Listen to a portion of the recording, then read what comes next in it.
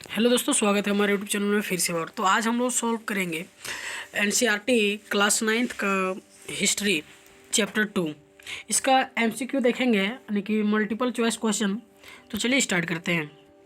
पहला प्रश्न है, 19वीं सदी के पूर्वार्ध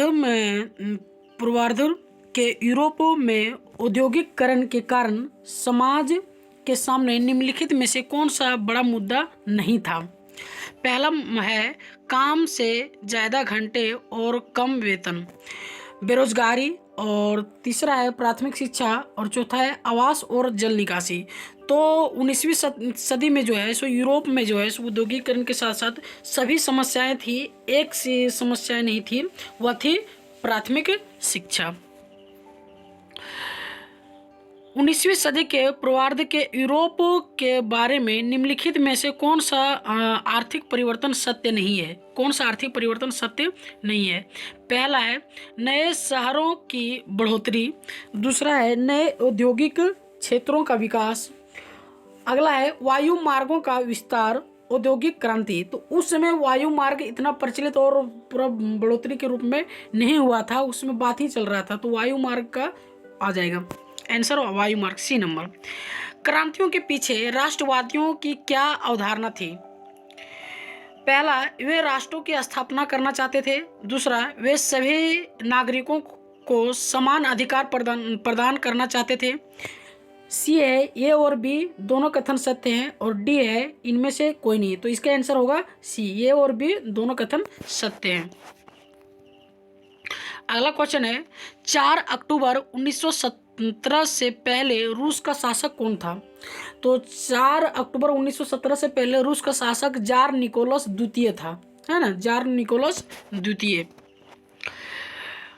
कब रूस की सत्ता पर समाजवादियों ने कब्जा कर लिया? वह था अक्टूबर 1917। अक्टूबर 1917 के पहले जार निकोलस द्वितीय का कब्जा था, रूस पर अधिकार था। उसके बाद समाजवादियों ने उस पर कब्जा कर लिया। रूसी आबादी से बड़े हिस्से की आजीविका के मुख्य स्रोत का नाम लिखिए। तो वह थी खेतीबाड़ी, ठीक है, खेतीबाड़ी उसकी मुख्य जीविका का बहुत बड़ा हिस्सा था। किस समय में रूस का रेल नेटवर्क फैलाया गया और औद्योगिक में विदेश निवेश भी तेजी से बढ़ा? तो वह था 1890 के दशक में। आंसर हो जाएगा D. Russian social democratic workers party का गठन कब किया गया? सन 1898 में। अगला है, 1914 से पहले तक रूस में राजनीतिक दलों का क्या दर्जा था? तो वे गैर कानूनी थे। 1914 से पहले जितना भी रूस में जो राजनीतिक पार्टियां थी, सारे के सारे जो है सो गैर कानूनी पार्टियां थी। रूस में कब प्रथम परामर्शदाता संसद का डायमा का गठन हुआ था? तो 1905 में प्रथम बार गठन हुआ था। अगला है, रूसी इतिहास में निम्न में से किस क्रांति को खूनी रविवार के नाम से भी याद किया जाता है? तो 1905 की क्रांति को खूनी रविवार के नाम से याद किया जाता है। ऑप्शन नंबर सी करेक्ट होगा। अगला है, रूस में राजशाही का अंत कब हुआ?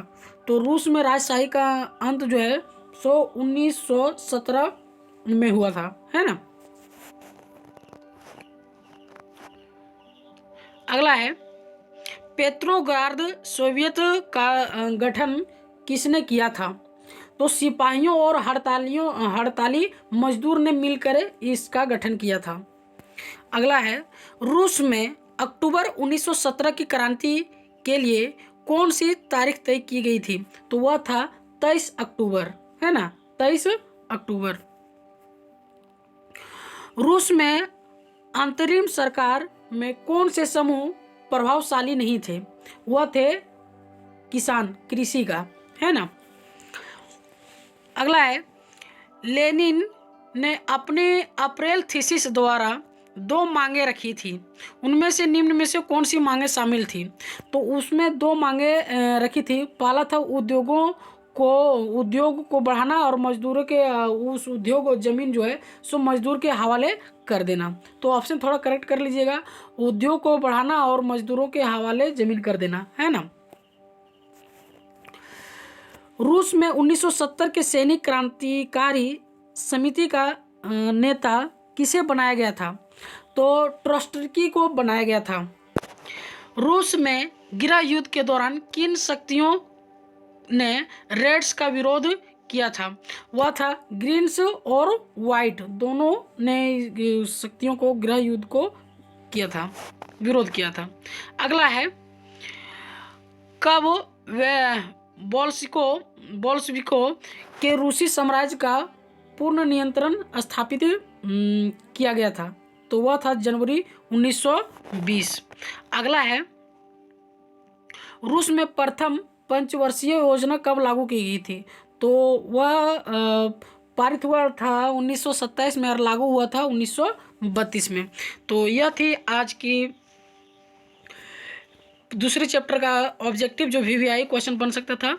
ठीक है, इसी तरह से प्रत्येक चैप्टर का आपको धीरे धीरे मिलते जाएगा। बने रहिए हमारे यूट्यूब चैनल पर। अगर वीडियो अच्छा लगा तो दोस्तों के साथ शेयर कीजिए, सब्सक्राइब कीजिए और कमेंट करना ना भूलिए कि आपको वीडियो कैसा लगा। मिलते हैं नेक्स्ट वीडियो में, तब तक के लिए जय हिंद।